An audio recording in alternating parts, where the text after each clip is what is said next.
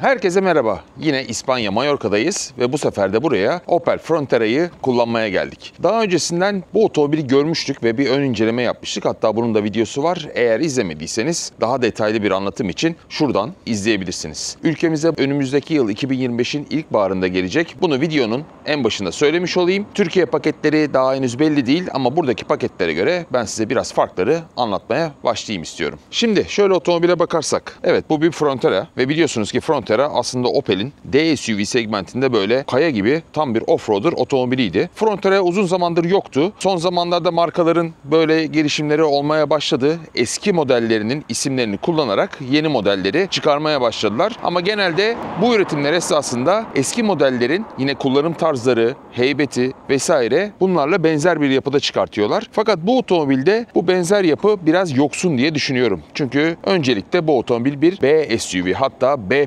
diyorlar Opel'ciler buna. Çünkü aynı segmentte biliyorsunuz ki Mokka'sı var B-SUV olarak. Peki bu neyin yerine geldi? Artık Crossland yok. Crossland'in yerine bu otomobil üretecekler. Şimdi bu otomobil Stellantis grubunun diğer otomobillerle aynı platformda değil. Yani altyapı olarak aynı altyapıyı paylaşmıyor. Yani Mokka ile aynı değil ya da işte Peugeot 2008 ile aynı değil ya da Citroen C3 ile aynı değil diyeceğim ama Citroen C3 de bu platformdan oluşuyor. Bu platformun adı Smart Car olarak adlandırılıyor. Daha ekonomik otomobiller üretmek adına satın alınan, daha doğrusu Tata tarafından geliştirilen bir platform bu. Stellantis'e GM'de yani General Motors'da dahil olduğu için Amerika'da da bazı otomobiller bu platformdan üretiliyor.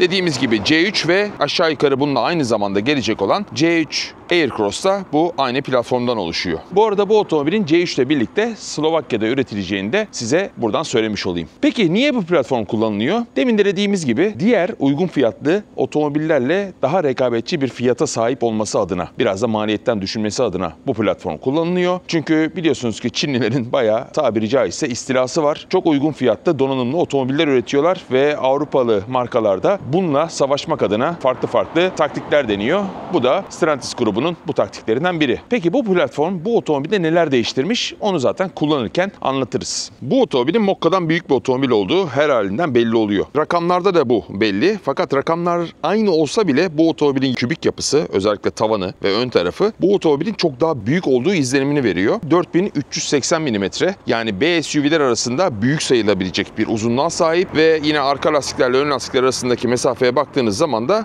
olabildiğince dışarı çekildiğini görüyoruz. Bu da otomobilin özellikle iç hacmi bakımından oldukça büyük olduğunun bir göstergesi. Jantlarımız 16 ve 17 inç olarak geliyor. Bu otomobil bu arada bir GS donanım paketine sahip otomobil, yani büyük jantlı otomobil, ama tabii günümüzde 17 inç'i büyük olarak adlandırmak biraz değişik. Ama bu otomobilin de 18 inçlik opsiyonu olduğunu da söylemem gerekiyor. Türkiye'ye bakalım hangisi gelecek, onu zaten önümüzdeki Nisan-Mayıs aylarında görmüş oluruz. Şimdi Opel'in biliyorsunuz ki artık yeni tasarım dili bir süredir. Farlar buradan devam ediyor. Orta tarafta böyle Opel Vizör adı altında bir görünüme sahip. Sanki ortada bir maske varmış gibi gözüküyor. Şimdi Opel logosu biraz daha değişti. Bu şimşek logosu ve Grandland ile birlikte ilk kez bu otomobilde kullanılıyor. GS donanım paketi demiştik. Hemen ondan da bahsedeyim. Şu tamponun altında gördüğünüz gri parça ve arkada da aynı şekilde devam eden parça GS donanım paketiyle birlikte geliyor. Farlarımız LED ama Eco LED olarak geçiyor. Tavan siyah, çift renkli tavan olarak geliyor. Bu da GS donanımında gelen bir paket. Aynalarımız biraz daha farklı. Kör nokta uyarı sistemine sahip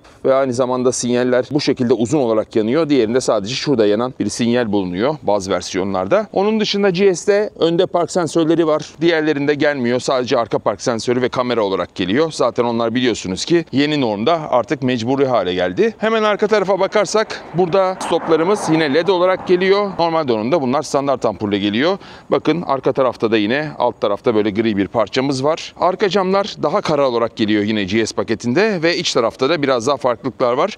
Hemen onlardan bahsedeyim, sonra bagaja geçeyim. İçte direksiyon vegan deri olarak geliyor. Koltuklarımız biraz daha farklı GS donanım paketinde. Ayrıca dijital yani elektronik klimamız var. Diğerinde standart bir klimamız var. Ve şurada da gördüğünüz üzere elektrikli katlanabilen aynalar da GS donanım paketinde gelen özellikler arasında. Bu arada hemen koltukları göstereyim. Bakın şöyle görebiliyorsanız burası daha konforlu olması açısından şurada bir oluk var. Daha aşağıda konumlandırılmış ama Opel'in meşhur EGR sertifikalı koltukları bu otomobilde mevcut değil. Başlangıç paketi Edition'da bu. Bakın bahsettiğimiz gibi şu önde siyah geliyor. Jantlar 16 ve bu şekilde geliyor. Gerçi bu şekilde tam gelmiyor. Bu da çünkü Edition'ın üzerinde bir paket mevcut. İşte aynalarımız biraz daha farklı. O beyaz da pakete dahil. Normalde gövde rengi olarak geliyor tavan. Arka stoplarda bunda led değil. 460 litrelik oldukça büyük bir bagajımız var. Elektrikli bagaj bu otomobilde yok ne yazık ki. 460 litre demiştik. Bakın 60'a 40 katlanan koltuklarımız var. Şu tabanımız aşağı doğru inebiliyor ve buraya koyulabiliyor. Buraya koyduğunuz zaman böyle daha geniş, asıl 460 litreye ulaşmış oluyorsunuz ama bunu yukarı aldığınız zaman da yükleme eşiği olarak şuradan düz bir yükleme eşiğine sahip oluyorsunuz. Şöyle baktığımız zaman burada bir 12 volt soketi ben göremiyorum. Ama şurada işte ufak gözler, iki tarafta da bir eşyalar koyabilmek için. Bunlar falan otomobilde mevcut. Yani basit tasarlanmış, maliyet olabildiğince düşük tutulmuş böyle bir otomobil bu. Bagajı kapatalım. Bir de arkaya bakalım. Arkada da görmüş olduğunuz üzere yine U tipi bir süspansiyon var. Bağımsız bir süspansiyon yok. Ama son zamanlarda birkaç otomobilde daha görmüştük. Bakalım arkası. Evet, arkası bunda disk, kampana değil. Arka koltuğa bakalım. Evet, dışarının hakkını veriyor. İçeride de çünkü oldukça büyük bir alanımız mevcut. Bakın baş mesafesi konusunda 6-7 parmaklık bir baş mesafem var. Burada oldukça rahatım. Tabii belirtmem gerekiyor. Bu otomobilde cam tavan yok ve opsiyon da yok. Sadece bu şekilde geliyor. Ne diyoruz? Maliyetten kaçıyoruz. Burada diz mesafesi konusunda da işte 3-4 parmaklık bir yerimiz mevcut. Kapı içlerine baktığımız zaman bakın. Neredeyse hiç kumaş kullanılmamış. Şurada sadece bir kumaş malzeme var. Bunlar da hep uygun fiyatlı otomobil üretme çabaları. Cam markalarına bakar mısınız? Mopar. Demiştik ya bu otomobil bazı Amerika pazarındaki modellerle aynı diye. İşte onun aynı camlarını kullanıyor diye düşünüyorum. C-Stun'u arkada şöyle küçük bir camla bütünleştirilmiş. Burası işte biraz da arka tarafın aydınlık olmasını sağlıyor. Burada herhangi bir kol dayama vesaire yok. Koltuk minderleri böyle biraz aşağıdan yukarıya doğru konumlandırılmış. Bu arada bu otomobil elektrikli. Aynı zamanda bu otomobilin bir de mild hibrit versiyonu var. Bu otomobil elektrikli olduğu zaman arka koltuklar aşağıda bataryada olduğundan dolayı biraz daha yukarıda konumlandırılmış. Mild hibrit versiyona bindiğimiz zaman buradaki baş mesafemizin daha iyi olacağını düşünüyorum. Burada işte 2 tane C-Type USB'miz var. Şarj soketimiz var. Aşağıda bir 12 volt soketimiz var. Neredeyse yok sayılabilecek burada bir şaft tünelimiz var. Koltukların arkasında şöyle cepler yapmışlar. Bakın buraya telefonunuzu koyabiliyorsunuz. Bu şekilde seyahat edebiliyorsunuz. Şurada biraz daha dar versiyonu var bunun. Bir de tabii şu aşağıda da yine klasik koltuk arkası ceplerimiz de mevcut. Tabii uygun fiyatlı satılması planlanan bir otomobilden arka tarafta daha fazla bir şey de beklemek pek mümkün değil. Pek de gerekmiyor açıkçası. Rahat mı? Evet, rahat. Bir B SUV'ye göre bu B Plus olmasının hakkını arka tarafta veriyor. Ön tarafa şöyle baktığımız zaman da yine klasik bir Opel konsolu görüyoruz. Anahtarsız girişimiz yok. Çünkü bunda böyle bir anahtar var bakın. Yine sustalı. Klasik bir Opel anahtarı. Daha doğrusu Stellantis anahtarı. Ama otomobile girmek için bu düğmeye basmamız gerekiyor. Peki çalıştırmak için ne yapıyoruz? Bir elektrikli otomobildeyiz, unutmayın. Bakın buraya takıyoruz. Frene basıp açıyoruz ve gitmeye hazırız. Evet, burada fiziksel buton, ses butonu burada. Şuralara bir yere koysalarmış güzel olurmuş. Klasik bir Opel direksiyonu. Daha doğrusu klasik demeyelim de yeni nesil Opel direksiyonu. Şurada bir 10 inç ve burada da bir 10 inç olmak üzere 2 tane ekranımız var. Kadranımız oldukça basit. Bu düğmeden bütün farklı ayarları yapabiliyorsunuz. Sürüş modları, ayarları nerede acaba? Çünkü şurada Eco, Charge, Power yazıyor ama burada galiba sürüş modu yok. O sizin kullanımınıza göre gaza bastığınız zaman Power, normal kullanımda Eco, gazdan ayazı çektiğiniz zaman, rejenerasyona geçtiğiniz zaman yani Charge durumuna geliyor diye düşünüyorum. Burada şerit takip sisteminin kapatma düğmesi yer alıyor. Multimedya ekranı, klasik bir ekran, basit tasarlanmış, böyle acayip canlı, renkli değil. Burada işte navigasyon, radyo vesaire ya da ayarlar arasında geçiş yapabiliyorsunuz. Stellantis grubunun ekranları böyle daha basit, biraz daha böyle kullanışsız olduğunu düşünüyorum ben ama bunda biraz daha orayı toparlamışlar diye düşünüyorum. Gerçi Grandland videomuzda da aynı şekilde anlatmıştık. Ona benzer bir multimedya var. Şuraya bir göz yapmışlar, saklama gözü. Bu otomobilin saklama gözleri oldukça fazla. Malzeme kalitesine bakarsanız bakın, daha şimdiden şuraları çizilmiş, görüyor musunuz? Çizikler var ve sert plastik. Kapılara bakalım. Yine sert plastik. Yine arkası gibi burada da bir tatlı kumaş var. Ve şurada da böyle yine tatlı bir saklama alanı var. Böyle ufak tefek kumanda vesaire buraya koyabilirsiniz. Burada dijital klimamız var. Bazı modelde dediğimiz gibi manuel klima olarak geliyor. Ama klimamız tek taraflı. Buradan şiddetini arttırıp azaltabiliyorsunuz. Buradan da dereceyi ayarlayabiliyorsunuz. Üfleme kanalları, menfezler biraz daha değişik. Normalde biraz daha yukarılarda ya da buralarda olması gerekirken burada biraz aşağı konumlandırılmış. Burada var, burada var. Bir de burada var. O biraz daha farklı geldi bana.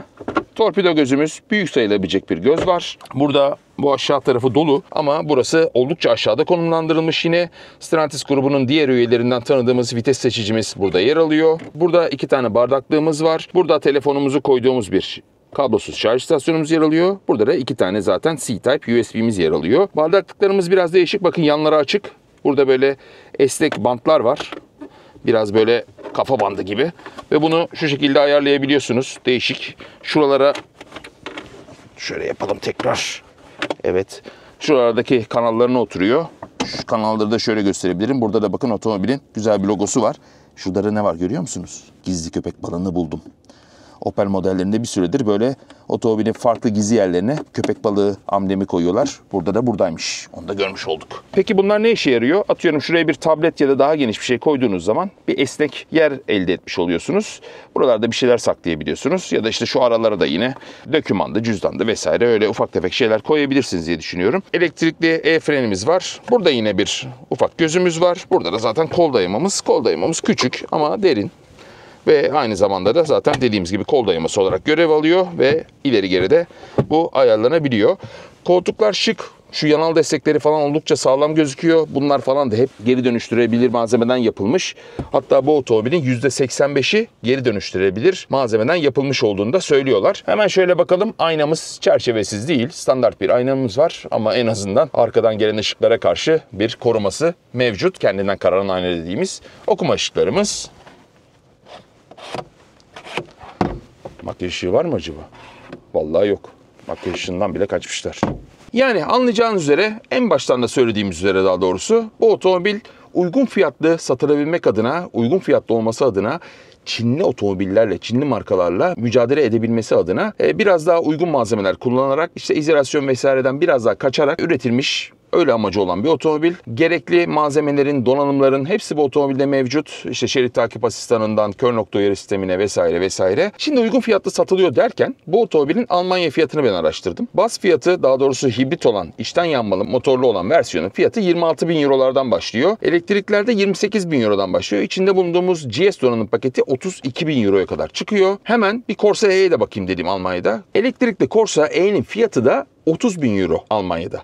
Yani bu Corsa E'den GS donanım paketiyle biraz yüksek, GS donanım olmayan paketiyle biraz aşağıda kalıyor. Peki Türkiye'deki Corsa E kaç para acaba? GS donanım paketli elektrikli Corsa E Türkiye'de 1 milyon 400 bin liraya satılıyor. Bunun biraz aşağısında konumlandırırsak çünkü işimiz biraz farklı oldu. Artık biz otomobil değil, vergileri satın alıyoruz. Dolayısıyla ödediğimiz vergiler üzerinden hesaplama yapıyoruz. İkisi de elektrikli olarak aynı dilime girdiği için, %10'luk dilime girdiği için aşağı yukarı aynı fiyatlarda olacak düşünüyorum. O yüzden bu otomobilin başlangıç fiyatı elektrikli versiyonun 1 milyon 400'ün biraz altında kalması gerekiyor.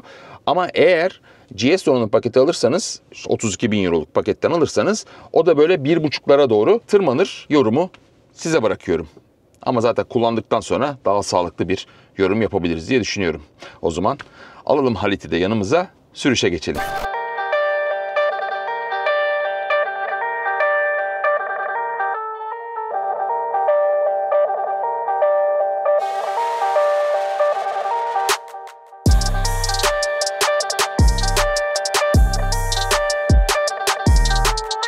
Halit Baba, hoş geldin tekrar. Hoş bulduk tekrar. Mallorca'da beraber takılıyoruz. Evet, Mallorca couple. Hay Allah ya. Hemen yine aynı şekilde başlayalım. Nasıl Tamam. buldun arabayı? Neresinden başlayacağımı bulamadım. Şu anda biz elektrikliyi kullanıyoruz. Performans olarak rakiplerin gerisinde yani.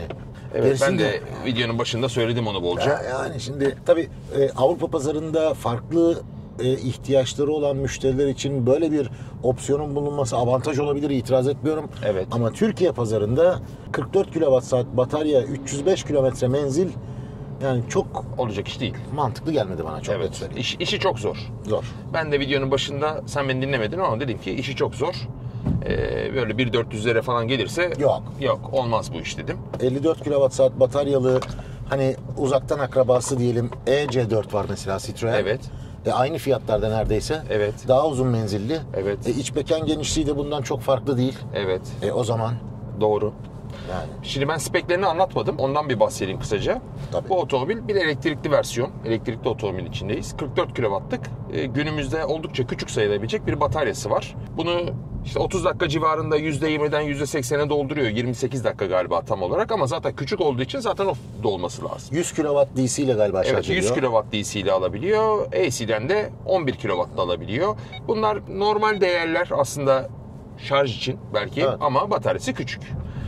Motora gelirsek 113 beygirlik bir motor var. Ya tamam, beygire çok takılmıyorum ben orada ya. Ya ben de takılmıyorum. Şehir içi otomobil olarak tasarlanmış Yeter. ama torka takıl. Torka ya ben takıldı. hayatta böyle bir şey duymadım. Hatta herhalde dedim yanlış yazmışlar falan. Oradan çek ettim, buradan çek ettim. Aldım kitapçı elime baktım. 125 Nm arkadaşlar. Yani bir elektrik motorunda ben 125 Nm diye bir rakam duymadım. Hatta demin sen söyledin ya 215 dedin. 2 ile 1, çünkü içim almıyor 125'i. Evet. Yani elektrikli olarak baktığımız zaman kağıt üzerinde, teknik veriler üzerinde otomobil rakiplerine göre zayıf kalıyor. Evet. Bu bir gerçek. Hibrit versiyonuna gelirsek hemen onun da üzerinden bir geçelim. Daha doğrusu hafif hibrit, mild hibrit versiyonu. 48 volt hibrit olarak geçiyor. Onda da küçük bir elektrik motoru var. Şanzımanın içine gizli. Evet.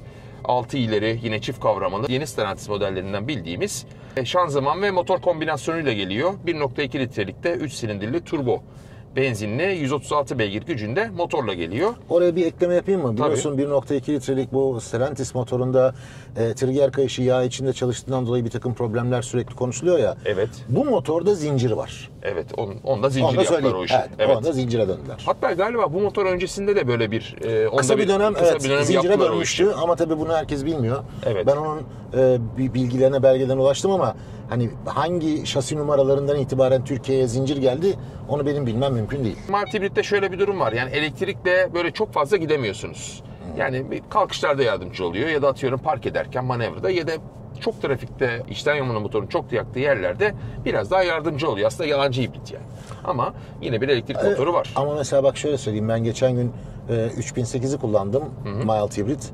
Eğer sabırlı olabilirsen mesela 60 kilometre hızlarda falan da elektrikli gidebiliyorsun. Evet, gidiyor. Tabii çok uzağa gidemiyorsun çünkü çok küçük bir Küçük bataryası batarya var. Ama hani bu açıdan bakıldığında çok da başarısız bir mild hibrit değil. Bence de değil. Yani, başarısız demiyorum zaten. değil Mild yani. hibritlerin geneline bakıyorum. Genel Hatta mild hibritler arasında iyi bir motor İyi, da bence iyi. bu arada. Tabii şeyi de söyleyelim. Çift kavramlı bu şanzıman, yeni şanzımanı özel olarak Stellantis yaptırdı ve ıslak tip. Otomobilin ağırlığı bu arada hafif. Yani belki donanımdan da dolayı, belki işte sacından vesaireden de dolayı olabilir bilmiyorum. Çünkü platform çok farklı. İçinde bulunduğumuz otomobil 1500 küsür kilo. Yani bir Yine de çok elektrikli hafif otomobile değil göre ya. hafif sayılır. Elektrikli için evet. Elektrikli için doğru söylüyorsun. Çünkü mild hibrit olan versiyonda 1300 küsür kilo. Arada bir 200 kilo fark var. Yani 200 kilo batarya bir elektrikli otomobil lügatında çok hafif bir batarya Kesinlikle. anlamına geliyor. Bu da ne işe yarıyor? Sonuçta küçük bir bataryası da olsa daha hafif bir kütleyi götürmeye çalıştığı için ve daha güçsüz, daha torksuz bir motorla götürmeye çalıştığı için olabileceğinin maksimum menzilini almış olduğu anlamına geliyor. Evet. Gerçi o 305 kilometre ama. Yani bütün bu anlattığın 305 kilometre için farkındasın değil mi? Evet. Şimdi biz burada bunu sorduğumuz zaman yetkililer dedi ki ileride dedi bir daha uzun versiyonu çıkacak. Uzun long range versiyonu çıkacak dedi. Onda yaklaşık 400 kilometrelere ulaşacağız dedi. O da zaten yine diğer Stellantis grubu üyelerinden, kuzenlerinden gördüğümüz o 54 kW değil Aynen, mi? 54 kW'lık kW. bataryayı kullanacaktır. O Büyük da ihtimalle. bürütü zaten. Hani neti de 51 falan galiba onun. Öyle Evet, bir şey yani. evet. Yani o 400 yine kabul edilebilir ama 300 bence kabul edilebilir değil. Değil. En azından Türkiye. Yani biz tabii İstanbul şartları ağırlıklı bu yorumları yapıyoruz. Bir de böyle bir gerçek var. Hani Anadolu'nun küçük bir şehrinde... Dur saygı duruşu abi. Oo. Alman plaka. Hakikaten. HB plaka. İn o benim o. Halit Volkan gel buraya. Vay çok güzel be. 356 değil mi o? Ya burada tabii replika falan diyemeyiz buna. Bu dönen orijinaldir. Takılıyor ne güzel işte. Çok fazla bir şey beklememek lazım. Çok fazla bir şey derken yalıtım anlamında, zaten performans anlamında çok bir şey beklemiyoruz. Onu da şimdi yolda biraz Çok süspansiyon sesi geliyor ya. süspansiyonda ses var. Evet. Bam gün bam. Evet. Yani günümüz şartlarına göre küçük bir jant var. Bayağı ciddi anlamda yanaklı bir lastik var. Aslında otomobil çok konforlu olması lazım. 215-65 var hibritte. Bunda da 215-60 var galiba. Evet, bunda da 60 var. 60 günümüz şartlarındaki SUV'lerde, B SUV'lerde, C SUV'lerde pek görmeye alışık Evet. olmadığımız bir yanak kalınlığı. Asıl süspansiyon görevini gören şeylerden biri de o. Evet. Otomobil yumuşak. Onunla ilgili bir sıkıntımız yok ama biraz süspansiyon sesi var. Tabii otomobili biraz performanslı kullanmaya başladığın zaman tabii virajlarda vesaire nasıl bir tepki verir onu bilemiyorum. Yani şu dönel kavşakta bile böyle bir yatıyor. Böyle yatıyor. Ben severim bu arada. Çok sert Gerek yok. Yani Gerek aile yok. otomobilinde gerek yok tabii ki sen. Ama şu sesler biraz fazla. Bu arada bu gittiğimiz yol Türkiye yollarına çok benziyor. Evet. Ya hakikaten böyle çatlak çatlak, biraz kaba bir asfalt falan. Evet. Biraz gripi var. Evet. Ve şu anda bak 65-70 hatta biraz daha hızlanayım. Hatta şöyle bir deyip hızlanma yapayım. Biraz bekleyeceğiz ama. Yani hani de şey hissetmedim biliyor musun? Bayağı rüzgar Rüzgar içeride sesi. ya. Ha? İçeride fırtınalar esiyor. Rüzgar sesi de var arkadaşlar. Ya işte. Ama dediğimiz gibi yani üretim Felsefesi bu. mantığı ve felsefesi böyle olduğu için yalıtım malzemelerinden de kaçınmış olmaları lazım. Çünkü birçok şeyden kaçınmışlar. Onlardan dolayı da böyle bir şey olabilir. Buna da saygı duymak lazım diyoruz. Ama Ya, dediğimiz gibi işi zor. Şimdi her ürünü fiyatına göre aslında yargılamamız lazım. Şu anda bu otomobilin Türkiye fiyatını bilmiyoruz. Dolayısıyla otomobil olarak yargılıyoruz şu anda. Evet. Ha, Opel Türkiye gelip bunu gelecek sene işte ilkbaharda, yani Mart, Nisan gibi, büyük ihtimalle Nisan'da satışa sunacaklarsa eğer ve o dönemde kurların da oynamadığını düşünelim. Yeni ÖTV artışı falan olmadığını düşünelim. Hani hiçbir şey olmadı. Şu anki şartlarla Şu devam anki ettiğimizi şartlarla. düşünüyorum. Dolar euro aynı. Evet. Bu donanımla yalnız, bu arabadaki GS'le, donanımla, evet. GS'le 1 milyon 200 bin lira derlerse bile bir düşünürüm ama alırım belki. O zaman İhtiyacımı, alınabilir. evet, ihtiyacımı karşılayacaksa. Söylüyordum temin işte, küçük bir şehirde yaşıyorsan 300 kilometrede yeterli olabilir. Yeterli. Şehirler arası yola gidip gelmiyorsan vesaire. İtiraz etmem buna. Ha, İstanbul'da ben bazen günde 300 kilometre yapıyorum abi, yani bana yetmez. Gerçekten yetmez. Evet. Otoyol kullanıyorum çoğu zaman ben. Evet. Hani oralarda şansım yok böyle bir otomobille. Bir de ama 140'da gideceksin. yani gidemezsin zaten. Evet. Maksimum hızı 140 bu arada bu aracın. Onu da söyleyelim arada. Evet. Ama mesela Manisa'da yaşıyor olsam, en fazla İzmir'e gidip geliyor olsam, evet abi kullanılabilir, ona itirazım yok. Ama 1 milyon 200 bin lira sınırının üzerine çıkarsa çok fazla rakibi var bu aracın. Evet. Yani öyle 1,5'lar falan zaten hayal. Ben de onu söyledim. Evet. İşte 1.200, yani 1.300'ün altında olması lazım diye düşünüyorum. İnsanların buna showroom'a gelip bakmaları için diyeceğim. Aynen, doğru söylüyorsun. Ben de aynı fikirdeyim yani. 54 kWh saatlik batarya ile geldiğinde 1.300'e okeyim. O zaman tamam. 54. Hatta 1.300'e güzel alışveriş yani. Evet. Çünkü ya iç hacmi falan çok güzel. Bagaj hacmi çok güzel. Sürüşü zaten gayet yeterli. ADAS sistemleri konusunda da gerekli bütün sistemler bunda da mevcut. Tabii GSR 2 var zaten bu Var. otomobilde de. Başka türlü üretemezler. Üretemezler, satamazlar. Tabii. Bakalım geldiği zaman ne olacak? Onu da birlikte göreceğiz. Göreceğiz bakalım. Şimdi sürerken otomobilde çok fazla bir yabancılık hissetmiyorsun. Bu da bir net. Opel isim veriyor. Yani Opel hissi var içeride. Çünkü otomobil aslında Opel değil. Değil mi? Ortak yapım gibi ama yani tabii şimdi yetkililerle biliyorsun beraber konuştuk hatta. Evet. Hani Citroen C3 Aircross'la aynı platform aslında bu. Evet. Smart Card platformu ama Opel yetkilileri şunu söylüyor. Bütün süspansiyon settingleri falan farklı. Markaya sürüş stilini uyduruyoruz dedi. Yani Aynen öyle. Sonuçta bir tane bunlara bir ürün veriliyor. Alın bunu Opel yapın diyor. Alın bunu Citroen yapın diyor. Bunu da ağırlıklı süspansiyon ayarlarıyla yapıyorlar zaten yani. Tabii kesinlikle. Yani süspansiyon konusunda şimdiye kadar ben bir şeylik görmedim. Bir cinslik bir şey görmedim. Direksiyon konusunda zaten yüksek yanak vesaire, yani öyle bir beklentisi ya da öyle bir amacı da olmadığı için otomobilin öyle çok aşırı net tepkiler yok. Ama sertlik ve yumuşaklık olarak da iyi ayarlanmış. Güzel. Ben direksiyonu beğendim. Direksiyonda sıkıntı yok. Sertlik bekleyenler, daha doğrusu atıyorum işte 2008'den inip buna bindiğin zaman Bambaşka. ya da işte başka bir B SUV'den, C SUV'den inip buna bindiğin zaman ne kadar yumuşak araba, ne kadar yatıyor diyebilirsin. Ya ben şey gibi algılıyorum onu. Citroen modelinden inip buna binenler sert bulacak. İşte Peugeot 2008'den inenler yumuşak bulacak. Tam araya bir yere yerleşmiş aslında. Evet, biraz daha Citroen vari hatta bunun süspansiyonu Yani. diyebiliriz. Fren konusuna gelirsek, bilerek Bu oralardan Citroen biraz değil. hopluyorum. Bu Ama Citroen bak değil. burada ses yok amortisörde. Daha böyle takır takır takır takır. Evet. Süspansiyon sürekli böyle çalıştığı yerlerde var. Yetiştiremiyor demek ki orada kendini. Evet, oralarda bir şeyler var. Fren konusunda bak hafif bir fren yapıyorum. Çünkü bu hafif frenlerde genelde elektrikli otomobillerde böyle daha fazla fren yapıyor. Evet. Senin istediğinden ya da öngöründen daha çabuk durabiliyor ya da daha sert fren yapabiliyor. Fren dozlaması iyi. Güzel. Zaten arkalarda disk, önde gayet büyük disklerimiz var. Otomobilde zaten nispeten hafif. Dolayısıyla fren konusunda da bence bir sorun yok diye düşünüyorum. Vitesler biraz geç geçiyor. Bekliyor değil mi? Biraz bekliyor. Yani ilk D'ye attığın zaman bazen geçiyor, bazen geçmiyor. Ya da belki el alışkanlığı daha sert ve hızlı yapmak çekip lazım, biraz evet. tutmak lazım belki. Şöyle tak yaptığın zaman çok rahat geçmeyebiliyor. Burada herhangi bir rejenerasyon yok. Yok. Sürüş modu yok. Yok değil mi? Yok. Abi yani şimdi 113 beygirlik bir arabadan da çok şey bekledin ya. Ne bileyim rakipleri böyle abi. Rakipleri Yani çok böyle. bekledim. B'de yok mu bunda? B vardır ya. Burada var abi, C var. Umarım başarılı olur. İyi bir fiyatta gelirler, başarılı olur. Yani bilemedim. Bilemedim Altan. Öyle bir replik Ben vardır de ya. bilemedim. Ben de bilemedim. Bu aslında Dacia Duster'ın ilk girdiği, Evet. piyasaya ilk girdiği zamanlarki başarısını yakalayabilecek potansiyelde bir otomobil. Ama yine geliyoruz, dolaşıyoruz, dönüyoruz, Fiat'a geliyoruz. O yüzden Fiat'a arkadaşlar eğer izliyorsanız çok iyi çalışın. Elinizden geleni yapın. Gerekirse de karlılığınızı olabildiğince aşağı düşürün. Ne yapın ne edin bu maçı kazanın arkadaşlar.